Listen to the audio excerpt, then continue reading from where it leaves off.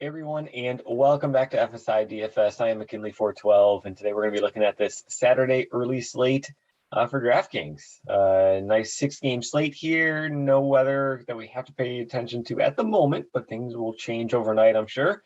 So keep up to date with the weather, keep up to date with COVID. You guys know the deal by now. So we'll just go through the pitchers, kind of go game by game pretty quick, and we'll be on our way. Before we begin, hit that like button, subscribe. It really does help us out at providing all this free content for you guys all season long. NFL is starting up. FSI is pumping out videos like crazy now. You got soccer going on, NFL's going on, golf, NASCAR. It's pretty incredible. So check out the main slate video. Megaror is going to have that one for you later on today. So after this one, go watch his video for the main slate preview. But for now, early slate, let's get into this. Corbin Burnes right up at the top, 10.7K. That is pretty pricey. His strikeout rate has dipped a little bit in his past couple of starts in the past month or so. And, you know, he's just not going as deep into games as he was earlier on in the season. He was facing some tougher matchups here. You know, there's no denying that. Cincinnati, San Francisco, St. Louis. You know, he's going up against Cleveland. But Cleveland actually, they don't strike out too often against right-handed pitching. They're really struggling, though, at generating runs at the moment. But still, 10.7K is pretty extreme. It's a little bit higher than I want him to be. We've kind of noticed this trend with DraftKings this season. If there's only like one or two real stud ace pitchers, they really bump them up a little bit more than usual. So, I mean, you can see he's gotten a 1,000 price bump. And, you know, St. Louis to Cleveland, I'm not sure it warrants a 1,000 price bump, especially in his past two of his past three, he's gotten below 15 DK points. So, GPP, you know, I think he's a great play. For cash, I think he's a little bit pricey, but I don't think salary is really going to be an issue. There is value out there, and one of the top teams on the slate got a serious decrease in their salaries. Oh, before I go any further, Toronto, Baltimore, this game, what I'm talking about, it's a 7-inning game. Game one of the doubleheader, it's only a 7-inning game. So there's that. Back to the pitchers, though. Zach Wheeler, going for Philadelphia. Wheeler, he's the workhorse. He's the guy going 100+ pitches, it seems, every single start. He too, you know, he hasn't kind of been the same guy that we have seen throughout the season, but now he's got a nice matchup going up against Colorado. Colorado, though, they don't really strike out against right-handed pitching. If you look at the splits starting from August 1st until now, so a little over a month worth of data, Colorado is one of the lowest strikeout teams against right-handed pitching in the majors. So I'm not really expecting a ceiling game from Wheeler here. I'm not expecting a double-digit strikeout game from him, but, you know, maybe 6 to 7 strikeouts and kind of be on his way. You can kind of see he's allowed quite a few earned runs lately. 4, 5, 6, 4, 4 again. So he does have games where he can struggle, but he can also have those games where, you know, he's going to throw like I said, a lot of strikeouts. He's going to shut teams down and give you over 30 DraftKings points. So he, again, just kind of like Burnes, I think he's priced a little high. But given the rest of the pitchers on this slate, I think you're going to want at least one of Burnes or Wheeler, at least, in cash games. Ryu, like I said, this is a split doubleheader, the Toronto game. Ryu is going to be pitching the second game from what I'm seeing, so not this one. He's not going to be in the player pool tomorrow, I don't think. Plesac, I just don't have any interest in Plesac. He frustrates me so much, and just that, like, he looks great, and then he just throws up an absolute stinker, and then he looks great, and then he throws an absolute stinker. I mean, for GPPs, if you want to go with him, fine. But still, you know, he can struggle with the walks. He can allow a lot of hits as well. And if you're just combining those, especially against the Milwaukee offense that is doing very well, you know, they're well on their way to the playoffs. So Plesac, I don't really have too much interest in, but then again, I don't have too much interest in anybody below Wheeler or Burnes. Chris Archer, he's finally stretching out. He's going past 2 innings, which is nice. They're finally getting him deeper into the games. He went 78 pitches last time out. Got a nice matchup going up against Detroit. If he can get me 80 to 90 pitches, that would be fantastic. Detroit, they've been struggling, especially against right-handed pitching. Archer, we know what his upside can be. I'm not saying he's safe by any means, but again, pitching on the slate, it's pretty gross. So Archer, I think he's a fine play. I think he can have a nice ceiling, especially with his strikeout upside. And he's got a nice matchup ahead of him here. Josiah Gray. Oh man, Josiah Gray. Past 2 starts have been starts that he will never want to have again. But before that, we kind of saw what this guy's strikeout potential could be. Through the minors, when he came up, we were saying like this guy, he has some serious strikeout stuff, and he does. It's just disappeared completely in his past 2 starts. He's been getting hit hard. Now he's going up against Pittsburgh, bottom tier offense. One thing that we have noticed with Pittsburgh though this season is that they actually don't strike out too much. But still, I think Gray, he's in a nice spot to kind of bounce back to his performances of what he could be, upper teens, maybe even low 20s, on getting some strikeouts in there and limiting the damage. But last 2 starts, not doing him any favors in wanting to play him. Kyle Freeland against Philadelphia. Freeland, he's been sneakily good. If we can say that, sneakily good recently. He got torched against San Francisco. They're like one of the best offenses in the entire league, as we all know. But I mean, if you kind of scroll down through here, 25 against the Dodgers, 27 Arizona, 23 against San Francisco, 14, 18, 14. Like he's putting out some pretty decent floors. Now he is going up against Philadelphia. Not a bad offense, not a great offense though.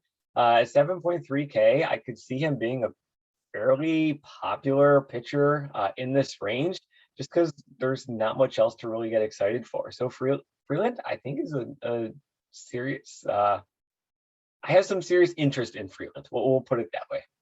Will Crow, not too much interest in him. Cole Irvin, the wheels have fallen off for Cole Irvin. If Cole Irvin was 6.2K earlier this season and going up against Texas, I would have been, this is a smash spot, just lock it in, take your money, just let it go. But not lately. He's really, really been struggling. You guys see, he's only been going 2, 3, maybe 4 innings and still allowing 7, 8 hits against, multiple earned runs, lots of home runs. He's not striking out anybody at all. When you're allowing more home runs and you're getting strikeouts, not good. So he's really just fallen off the rails here. But like he was pitching well. I don't know what happened. But so like I said, he's got a nice matchup. He's going up against Texas. This is like the perfect bounce back spot for him to get things back on track. Because I don't know what happened. But hopefully he can get it back. I'm definitely going to have some shares of Irvin, especially in GPP, given that price tag, given what he can do, given the matchup. Allard, not too interested in. Mize, nope. And Aiken, absolutely not. So Aiken, he might not even be in. Like I said, they haven't confirmed starters for the first and second, or for the first game of the doubleheader, this Toronto game. So, but still, not really interested in him. So Burns and Wheeler, you're going to want at least one of them filling up your pitching spot, because everybody else is pretty gross. Josiah Gray can have some K upside. Archer, he's finally going deeper into games. So, he's got a nice matchup. He could be interesting. Irvin, if you just kind of taken away the past couple of starts where he's fallen off the rails, we know that, he's an average pitcher. He's got a great matchup going up against Texas. So take it for what you will. So let's look towards the games here. We'll look to the bats. Texas and Oakland. Texas, like I said, facing Irvin. Irvin's just fallen off the rails. Texas, they can be pretty nice value options for you. If I was going with Texas, I'd be looking at guys like Garcia, Kenner Falefa, and DJ Peters. DJ Peters, while he doesn't hit the ball much, when he does, he can have some serious boom games. Let's see. Let's look at his logs. I feel like he's had a couple of them recently. Yeah, 40-point game here, 19 and 26. Yeah, so he's had some pretty pop games, but you can also see he can struggle at times as well. But 2.3K, if you're wanting to jam in both Wheeler and Burns, maybe he's one of the value plays that you want to look at in the outfield and just kind of hope that he's going to have one of his better games. On the flip side of this game, Oakland going up against Allard. You know, it's your typical Oakland bats that I'd be interested in. It's your righties, Marte. Chapman's just priced way up. I'm not paying 6K for Chapman, but I'm looking at Marte. Harrison could possibly be leading off. He's been doing very well lately, so I like Harrison even at 4.6. Lowry. I think Oakland's in a nice spot for hitting tomorrow. Toronto, Baltimore. Like I said, this game is 7 innings, and Toronto got a serious price discount. Vlad Guerrero under 5K. He's been over 6K for who knows how long, and now he's got the Baltimore pitching staff to go up against. Even in a 7-inning game, I hate playing bats in a 7-inning game. I've talked about how 4 at bats in a game, in a 7-inning game, you might only get 3. I mean, you're losing 25% of opportunity in production. That's huge.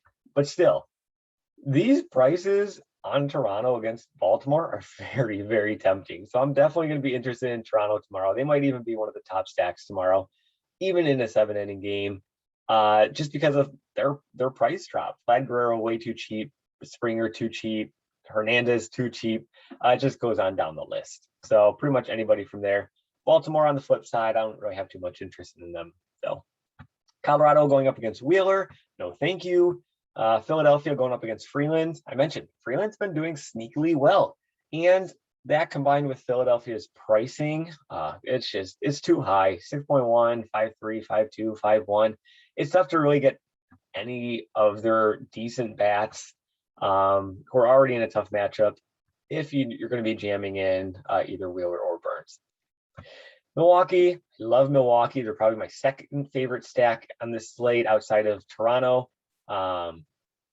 I just think they're just so cheap. They're just way too underpriced. They might even be my favorite stack on the entire slate, just because they are so cheap. Going up against a righty, they got a lot of lefty bats that I just love to play. Narvaez, Yelich, even guys like Wong, Urias, Escobar. I think they're just all in a great spot. So Milwaukee, they're the team that you can go with if you want to jam in both Wheeler and Burns. So I love Milwaukee. Cleveland, nope, not going against Burns. Tampa Bay, you're looking at the lefties. Franco, he left the game earlier tonight in the first inning, so make sure he's playing. But still, Franco, Lowe, Meadows, those are really the 3 guys that I would be targeting for sure. Prices are a little high, which makes me not want to put them above Milwaukee at all, or even Toronto. But still, I think they're probably a top 3. I think that's the 3. It's Milwaukee, Toronto, and Tampa Bay lefties. Detroit, I think they could be a nice GPP play. Going up against Archer, he can be blown up, but you know he can do well as well. And then Washington, Pittsburgh. It's one of those games I don't have any interest really too much in either the pitchers. I don't really have too much interest in the bats either. It's kind of one of those gross throwaway games I don't have too much interest in. So that kind of covers things. It's just not a great slate. So you're going to jam in one of these top 2 guys, if not both of them. If you want to jam in both of them, pairing it with Milwaukee, let's just see. I haven't done any building before hopping onto the video here. But if we were to throw in like Narvaez, and we threw in, let's just go with the hitters. We threw in Yelich, let's throw in Urias, we'll throw in, I didn't want him at second base because I want to get, we're all over the place here now. But you can kind of see, you can do a pretty large Milwaukee stack with those top 2 pitchers, and you still got 3.5K. Maybe you go to a guy like DJ Stewart, who's only 2.3K. You're going to be sitting in a nice spot. So salary is not going to be an issue at all in this slate. You can jam in pretty much anybody that you want. Toronto, Milwaukee, Tampa Bay, lefties. Those are my top 3 stacks. So as always, good luck in your contests. Check out that video that Meggalore is going to have for the main slate. And we will see you tomorrow in the next video. See ya.